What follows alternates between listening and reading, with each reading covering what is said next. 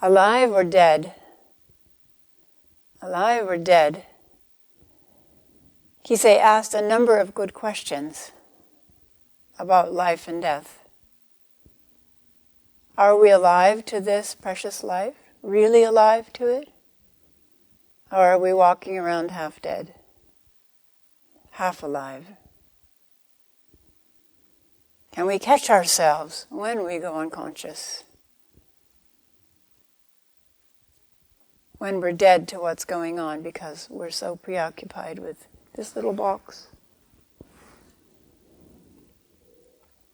If we have practiced seeing this life as an amazing dream constantly unfolding from some mind, if we enjoy analyzing our dreams, if tens of thousands of times we have gladly sunk our tired bodies and minds into the little death of sleep, why then can't we gladly sink into death and enter another interesting and educational dream? Kisei asked, could this be death and something else more alive appear after death? Just before Steve Jobs died of pancreatic cancer, he spoke. A fake version of what he said was circulated for a while. A very long essay full of greeting card type warnings and advice, like,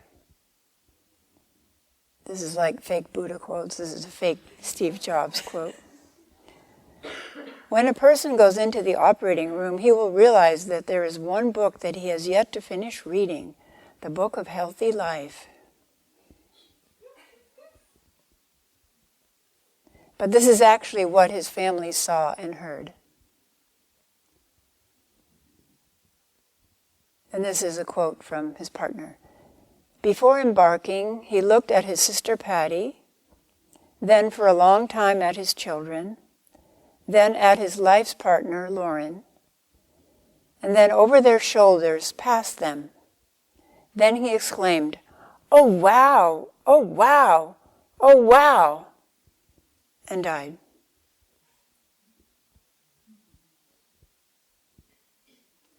There is a koan about this.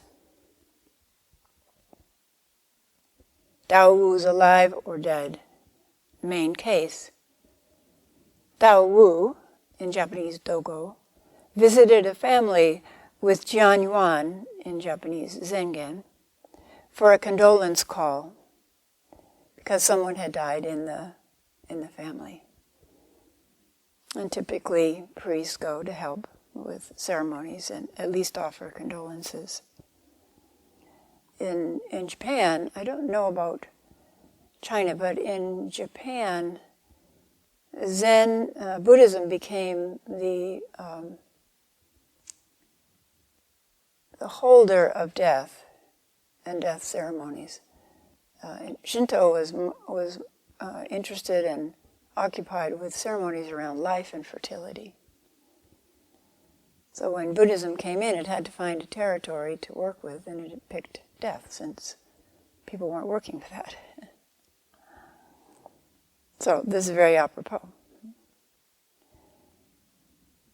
Jian Yuan tapped the coffin 3 times and said, "Alive or dead?" Tao Wu said, "I won't say alive, I won't say dead." Jian Yuan said, "Why won't you say?" Tao Wu said, "I won't say, I won't say." Jian Yuan could not understand at the time. Later, he heard the Avalokiteshvara chapter of the Lotus Sutra being chanted. It said, "For one who has attained the monastic body, Avalokiteshvara appears in the monastic's body and expounds the Dharma." Hearing this, Jian Yuan came to realization. Commentary. Even in his not saying, Tao Wu has said it all. but Jianyuan does not know that it is right in his face. Later, hearing a workman chanting the Avalokiteshvara chapter of the Lotus Sutra, Jianyuan suddenly realizes Tao Wu's compassionate teaching and says, "At the time I was wrongly suspicious of my late teacher. How was I to know that this was not a matter of words and phrases? If you call it alive, you will have negated the fact. If you say dead, you have missed the truth of the matter by 100,000 miles. To say it is neither alive nor dead, or both alive and dead, compounds the absurdity. At such a time, what will you call it?"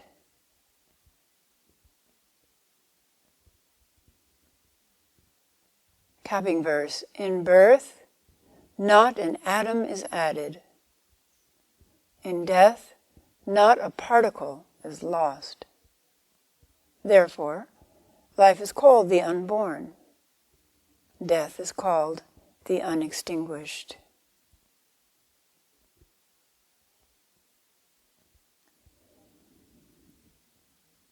The second day of Sesshin can present difficulties for many people. On the first day, we're usually full of determination, zeal, dedication. On the second day, the body can begin to complain about the unusual activity of sitting still for hours. The mind realizes that you are serious about seeing through the thicket of thoughts that it constantly produces, and it can rebel, talking more on the second day than on the first day. Or it might seem as if it is talking more, because actually there's beginning to be some quiet space around and within these thoughts, so they stand out and are perceived more clearly. It's like someone going into therapy thinking they have one issue and then realizing, no, underneath that are some more. And they think, oh, I'm getting worse. No, you're seeing what's there.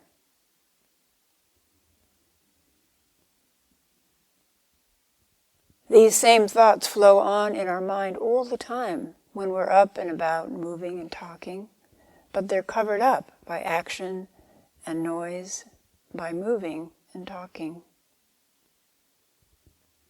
Now you get a chance to see them and work with them. This is the day you have to put in what chemists call the energy of activation to get the Dharma body moving within you. Please be patient and kind to yourself, kind to your body by changing your posture. Be aware that no one in this hall is sitting without physical discomfort, and sometimes very strong physical discomfort. You are not alone. This is normal. This is part of having a body. If you are very uncomfortable, you can stand up for the rest of that period.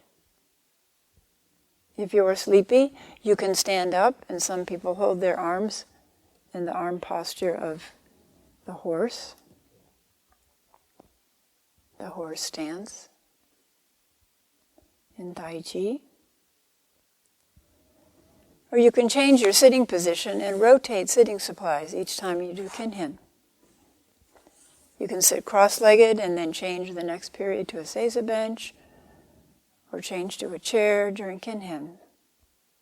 If you're sitting in a chair, you can try putting a cushion behind your back to support it. Be creative. The Zendo has been very quiet.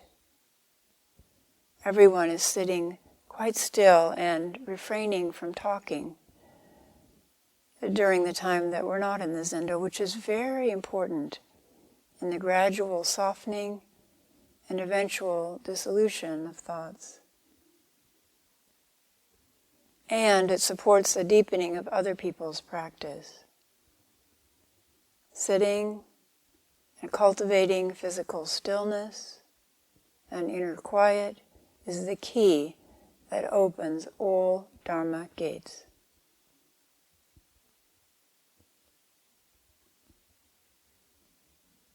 We are looking straight at death, at the fact that everything is constantly changing and will eventually dissolve and return the elements it was fashioned from back to the source.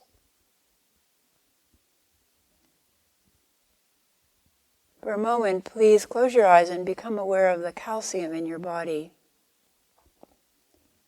in your teeth, in your bones, in your bloodstream, and in all your cells.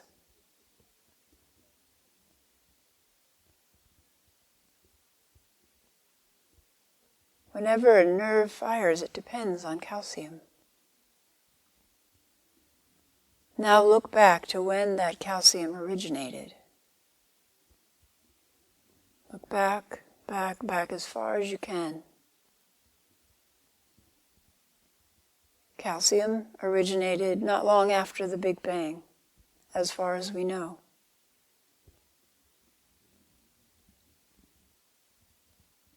Now be curious about how many bodies it has passed through during the millennia that have passed before it came to form part of your body.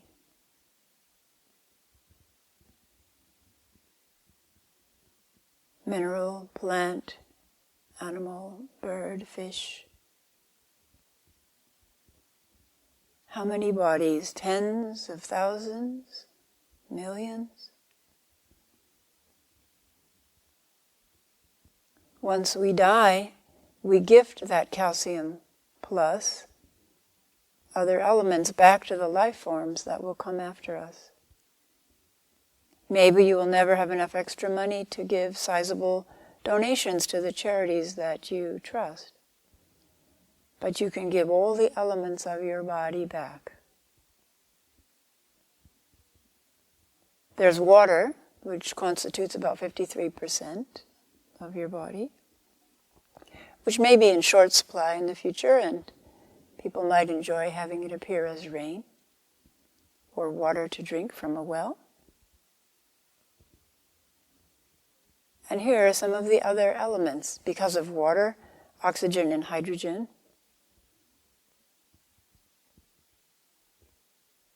Nitrogen, calcium, phosphorus. We're going in descending order of what percentage of your body is composed of these elements. Phosphorus, potassium, sulfur. All cells contain sulfur. Sodium and chloride. Magnesium, iron, fluorine, zinc, silicon, copper, iodine, boron, selenium, nickel, chromium, lithium, molybdenum, cobalt, vanadium, and lutetium. All of these are necessary to a healthy human life, a healthy mammalian life, to other lives. Additional elements found in the human bodies that we currently believe are not necessary for life, although periodically they discover one that they thought wasn't necessary is necessary. Gallium, rubidium, strontium, bromine, lead, aluminum, cadmium, cerium, barium, tin, titanium, which I have some in here, arsenic, mercury, cesium, germanium, antimony, niobium, zirconium, lanthanum, tellurium, yttrium, bismuth, plus 12 other elements, unnecessary elements. Even if you die poor, you can still donate back all the silver and gold in your body. The amount of gold in your body is 3 times 10 to the minus 9 of your atomic mass. Unless you have gold and silver in your teeth. Then you donate more.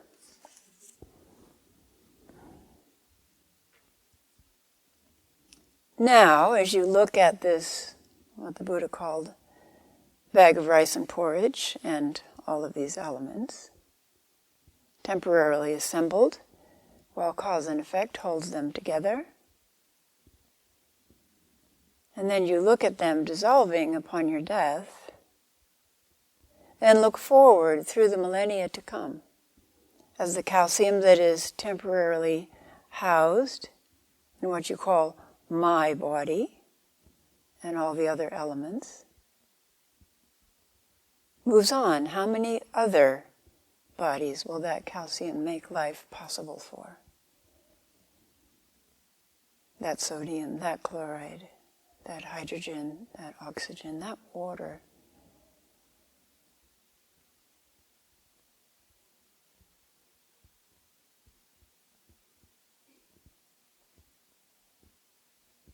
When we see it that way, we see it as for millennia, me, infinitely in both directions. We use the term energy to refer to many things. So we could say the energy of calcium or hydrogen or oxygen. The fundamental aspect of vibration that characterizes all these elements. Or the energy that is involved in the factories are producing in your mitochondria, in each of your cells. Or the sensation of aliveness and vitality in your body, which Hogan often refers to as tingling. However, we also use the term energy to refer to our emotional state. I feel the energy of love. I feel the energy of anger. The lack of energy in depression, I just have no energy. No emotions, except depression. Or the excess of energy in excitement or joy. And we also use the term energy to refer to our state of mind. I have a lot of energy for practice right now, or I have less energy for practice right now, or I'm really curious about that, or I couldn't care less, or I'm concentrating really well, or my concentration is really poor, or I'm sitting here in a total funk, completely bored, or I'm sitting in awareness of a vast field of luminosity, infinitely and eternally still, but infinitely lively, with endless arising and disappearing. We need to look carefully at the origin of this mental, emotional energy. Where did it come from? Before it entered the recipe for cooking up the little gluten-free vegan Zen muffin we call me.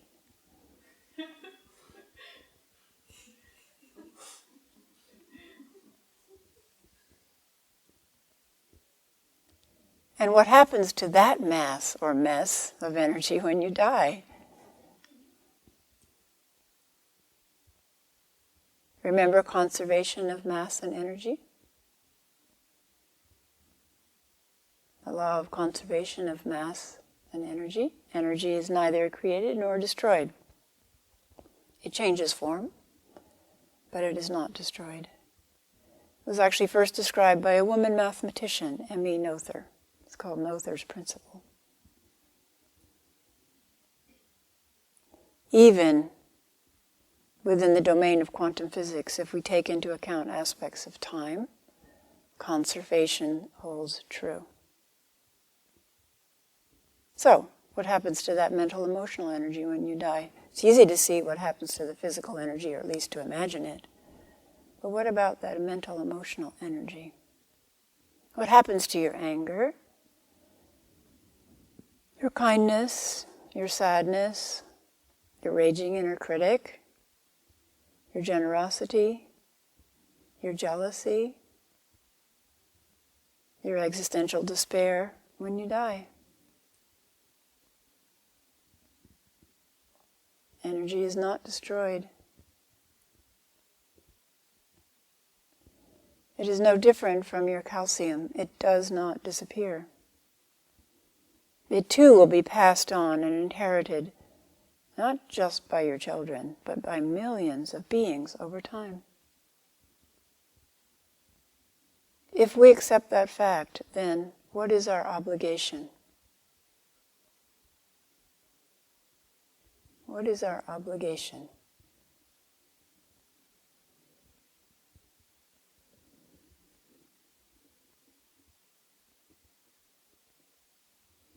Unto the 7th generation, or the 10,000th generation. What is our obligation?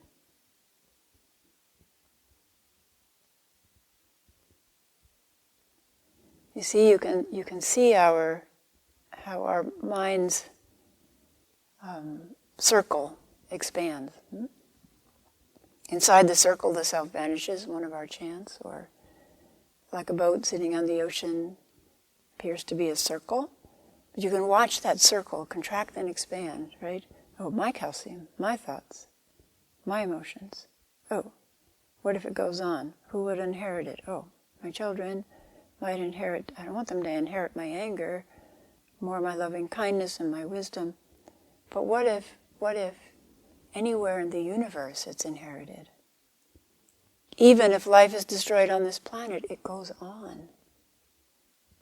So what is our obligation while we have the chance offered by this practice?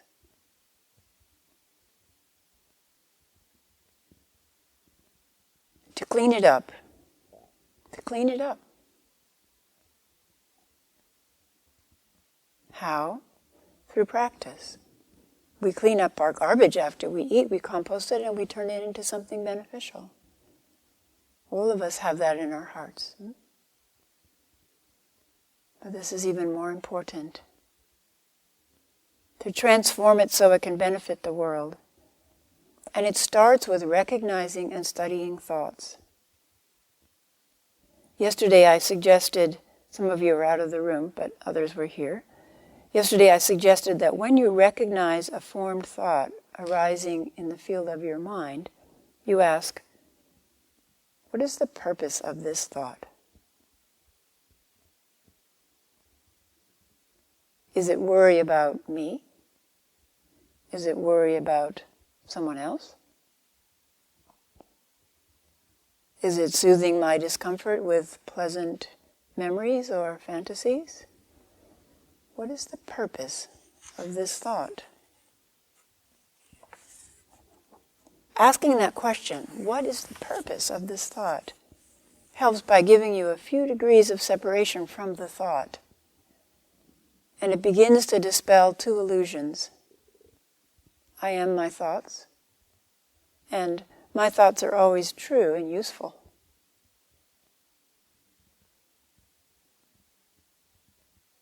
I also suggested that as your mind clears, you may catch a thought as it is being born. Thoughts are sensations no different from the sensations of touch, sight, smell, taste, and sound. No different. In fact, if you study thoughts, you will find that they have all these qualities and particular aspects of touch. A thought seems to move through. Light or heavy, wispy or completely overwhelming. Has the aspect of sound, perhaps, a voice in your head, and possibly a visual quality. The visual quality is very interesting. As the tangle of thoughts in your mind begin to unravel, and the space that is always there, between, behind, around, and within them, begins to appear, thoughts may become just visual, just images. Some people get worried about that, but it's a stage in the deepening of meditation. So strange visual fragments flicker in and out. I call it channel surfing in the mind. Actually, it's surfing in the great storehouse consciousness, the Alaya Vijnana. One of the ways I keep myself occupied during Sesshin is to catch one or two of the strangest thoughts. in order to prove to myself that most of my thoughts are complete nonsense. Yesterday I caught one of those scenes. It was visual. So this occurs in a flash, right? In a concession at the airport, a customer just left and was walking down the concourse. I looked down and saw that they had left a parcel, and I had the urge to call them back. All of that occurred in a flash. Where did that come from? I have no idea. Is it true? I have no idea. Is it useful? Maybe in helping me understand what thoughts actually are.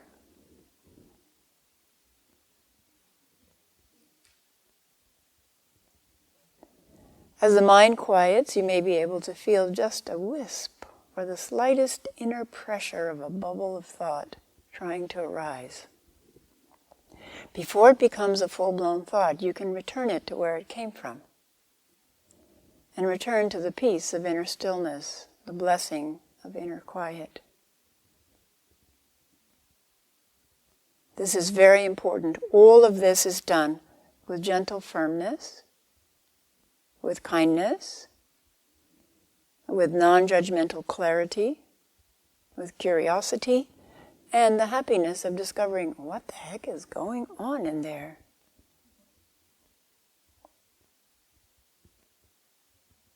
Once you know how your heart-mind works, you will know how it works for others. And you will be filled with compassion for their struggles. So have that compassion for yourself and your own struggles with your mind. This is another way to look at what continues. This is from What the Buddha Taught by Walpola Rahula, a book that I discovered when I first began sitting Zazen and really liked. It's very down to earth. Tells what the Buddha actually taught. We have seen earlier that a being is nothing but a combination of physical and mental forces or energies. What we call death is the total non-functioning of the physical body. Do all these forces and energies stop altogether with the non-functioning of the body? Buddhism says no. Will, volition, desire, thirst to exist, to continue, to become more and more, is a tremendous force that moves whole lives, whole existences, and that even moves the whole world. This is the greatest force, the greatest energy in the world. According to Buddhism, this force does not stop with the non-functioning of the body, which is death, but it continues manifesting itself in other forms, producing re-existence, which can be called rebirth. Now another question arises. If there is no permanent unchanging entity, or substance like a self or a soul, Atman, what is it that can re-exist or be reborn as another existence after death? Before we go on to life after death, let us consider what this life is and how it continues now. What we call life, as we have so often repeated, is the combination of the 5 aggregates, a combination of physical and mental energies. These are constantly changing. They do not remain the same for 2 consecutive moments. Every moment they are born and they die. The Buddha said, when the aggregates arise, decay, and die, O Buddha, O bhikkhus, every moment you are born, decay, and die. Thus, even now during this lifetime, every moment we are born and die, but we continue. If we can understand that in this life we can continue without a permanent unchanging substance, like a self or a soul, why can't we understand that those forces themselves can continue without a self or a soul behind them, after the non-functioning of this particular body? When this physical body is no more capable of functioning, energies do not die with it, but continue to take some other shape or form, which we call another life. In a child, all the physical, mental, and intellectual faculties are tender and weak, but they have within them the potentiality of producing a full-grown person. Physical and mental energies which constitute the so-called being have within themselves the power to take a new form and grow gradually and gather force to the full.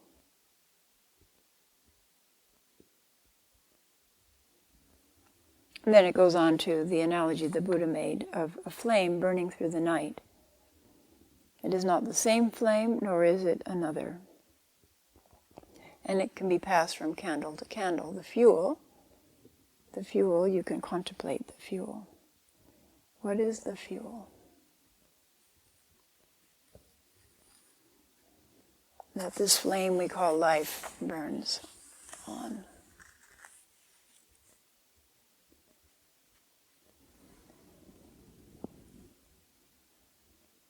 Another way to look at what continues is karma. Karma is volitional thought translated into action or words, physical action or words. Sitting here, we are generating less difficult karma, meaning karma that will have a difficult outcome. Action or speech that will have a difficult outcome. Sitting here with our thoughts and not acting on our thoughts. It's fantastic. As one woman at a retreat in Vancouver said to me in Chozen, she said, I have really struggled in this retreat. It's been really hard. My mind is just so full of thoughts. Then she said, but then I realized, what would I be doing if I weren't here for the weekend? I'd be shopping. And spending money I shouldn't spend to buy things I don't need, and driving around generating a lot of carbon waste. So I realized she was quite cheerful about this. I thought it was so sweet. Maybe I am doing some good by just sitting here.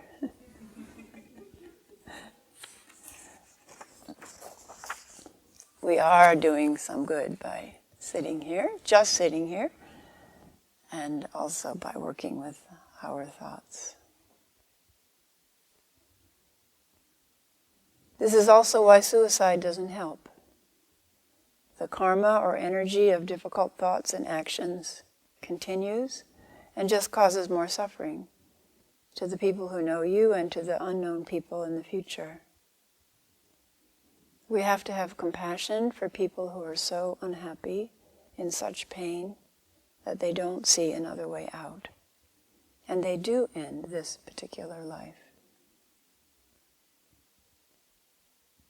If they had the lifeline of practice, the ability to have perspective on their thoughts, the ability to experience what is always present behind the thoughts, within their own being,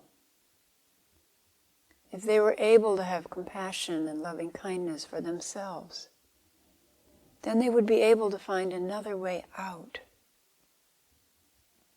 The instinct to end the faultily constructed suffering self is not incorrect.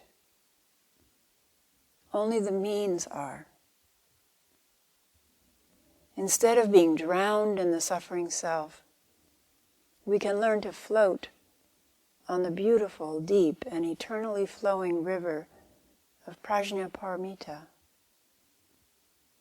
Wisdom beyond wisdom, compassion beyond compassion.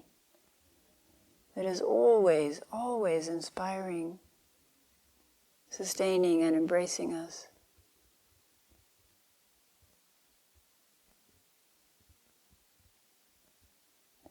To end, I'd like to do a brief exercise.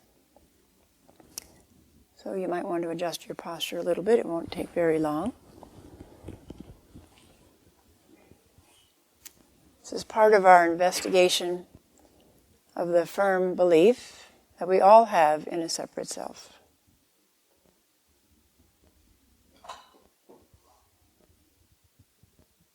In a beautiful self, an ugly self, problematic self, a successful self, etc., etc., etc.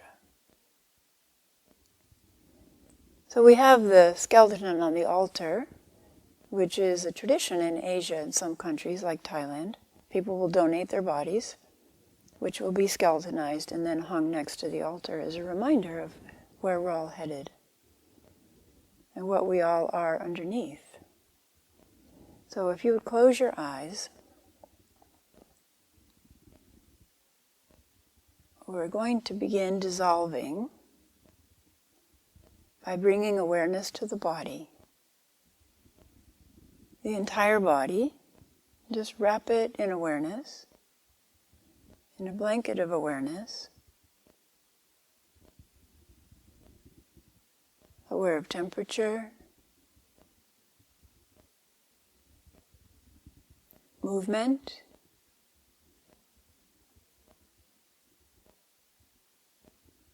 touch,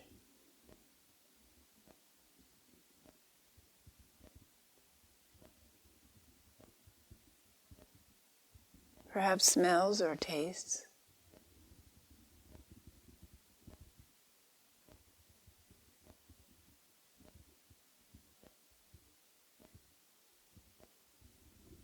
Perhaps colors or forms even with the eyes closed.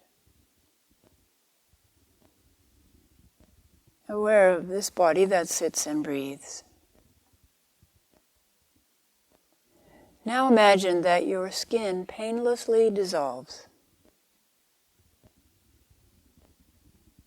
There's no longer a bag or wrapping of skin around you. You are sitting as what in China is called the meat body. This includes dissolving your hair,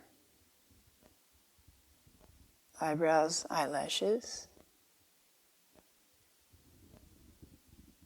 So you are just a meat body. You are able to walk around in this new body without any difficulty or revulsion. This is normal. Everybody looks like this. Muscle, sinew, nerves, blood vessels, all exposed. This is normal. If you've ever seen the exhibit, the body's exhibit, this will be easier for you because you've seen this. You are walking around without any skin or hair. This is normal. Does this change how you see other people?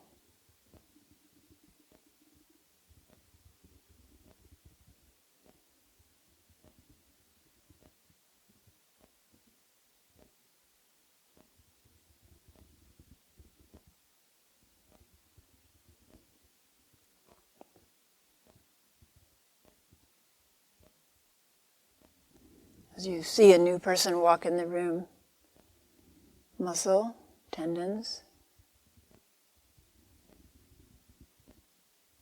blood vessels, nerves walk into the room. You see them any differently than you would if they had skin on.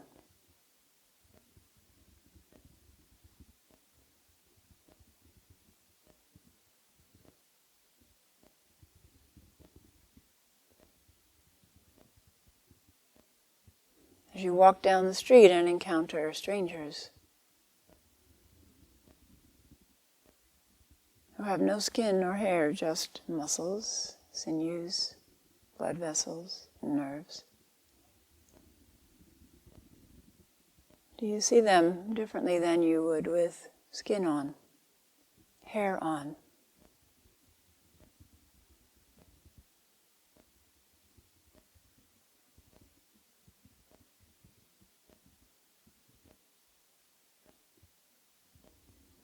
Now imagine that you pass a shop window and you can look and see yourself. This meat body walking down the street. Muscles, tendons, nerves and blood vessels. Do you see yourself any differently?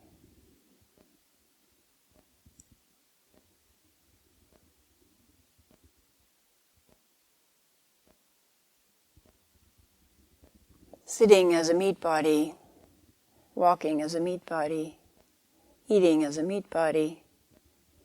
Please try this exercise during at least part of your sitting or walking around.